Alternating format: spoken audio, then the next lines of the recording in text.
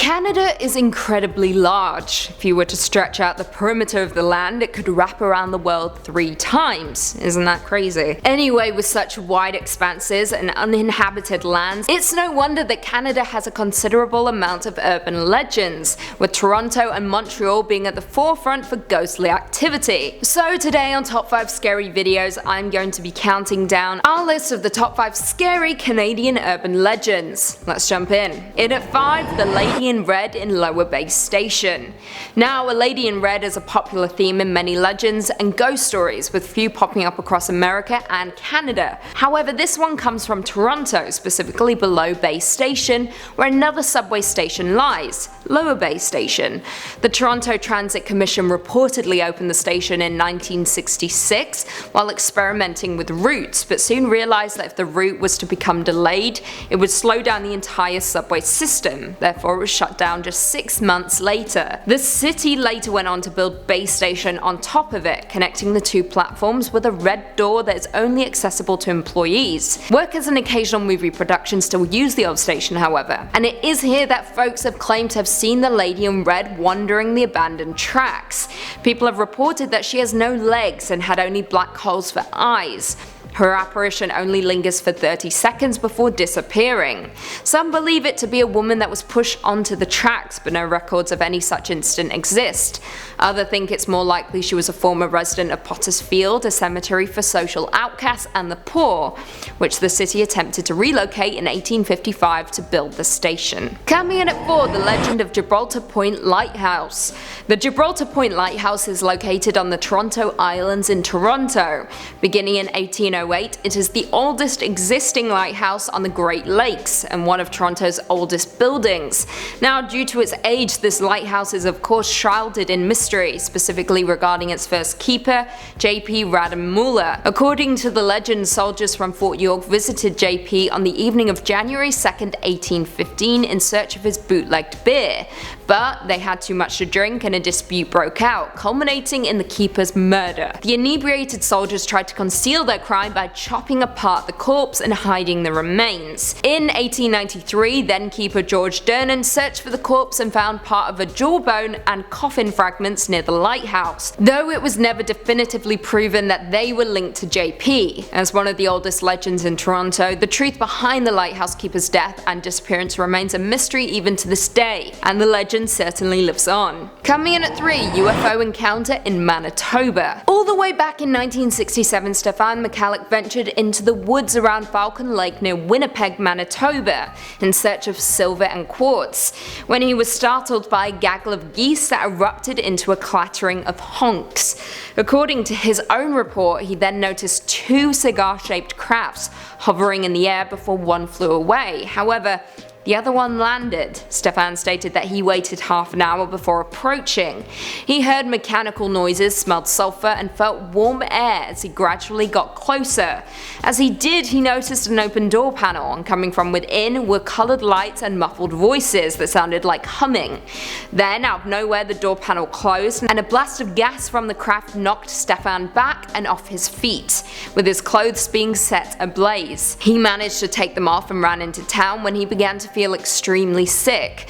Doctors quickly discovered that his sickness was caused by radiation, and officials who checked the site also discovered radioactive soil samples and metal melted into the rocks. Now, since then, the son of Stefan has written a book about the ongoing mystery. Stan McCallick, the son of Stefan, has previously stated that he very clearly remembers the day his dad came home sick and injured after something happened to him in the Falcon Lake woods. I quote, "I recalled seeing him in bed. He didn't look good at all. He looked pale, haggard.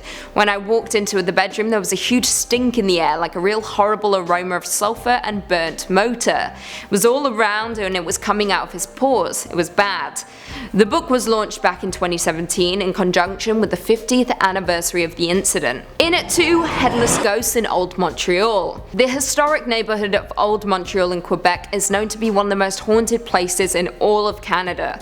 The city's oldest road, St. Paul Street, is supposedly a walkway for the paranormal at night, with visitors often reporting sightings of ghostly horse-drawn carriages or an apparition of Marie Joseph Angelique wearing the same white robe she had on when she was executed. Not only that, but Mary Gallagher, former Lady of the Night, is reported to appear on William and Murray Streets every 7 years, looking for her head, which was taken off by her one-time best friend.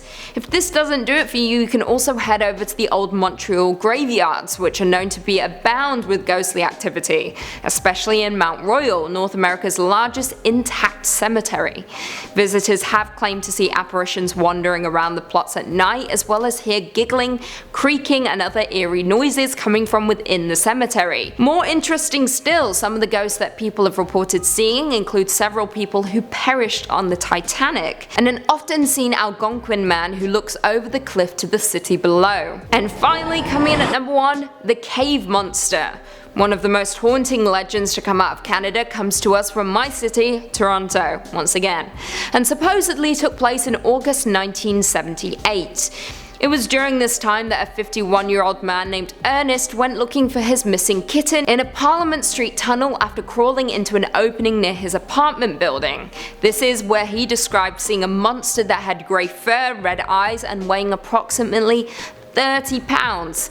Now, if you're not from Toronto, we have a sprawling path system, 28 kilometers of climate controlled underground walkways and shopping. However, what if I told you this wasn't the only underground city we have? Well, as reported by the Toronto Sun in March 1979, about 10 feet into the tunnel that Ernest explored, he spotted a thin, human-like figure some 3 feet tall, with, as previously mentioned, grey fur and slanted orange-red eyes. The creature supposedly hissed at him, stating, get out," before fleeing down a side tunnel. Now, it is possible that Ernest was hallucinating or even lying, although saying that, the way the article was written seems to suggest that Laurie Goldstein, the reporter, believed him. Unfortunately, we'll likely never know what actually happened. When the story broke, the entrance to the tunnel had effectively been blocked off by collapsing concrete. Goldstein no longer remembers where the opening was, making the location virtually impossible to find. However, not long ago, someone online spoke of the underground tunnel that may have brought new light to the mystery. I quote, "There is a small opening to the underground tunnels off Parliament Street in downtown Toronto. The entrance is between 2 apartment buildings and leads to the tunnels via the sewers. The underground city beneath Toronto has its centre beneath Gerrard Street and Church Street. Above this area, strange magnetic effects have been observed. It is believed that underground equipment utilizing powerful magnetic fields are responsible for the bizarre equipment failures that often are the cause of these accidents." Well, now we know the tunnels are real, do you believe the monster is? You decide. Well, there we have it. Do you guys agree with our list? Were there any scary Canadian urban legends that we missed? Leave us all your thoughts and feelings in the comments down below, and perhaps we can do a part 2. If you haven't already, be sure to give this video a big thumbs up, subscribe, and turn on notifications so you never miss another scary vid. And until next time, see you later.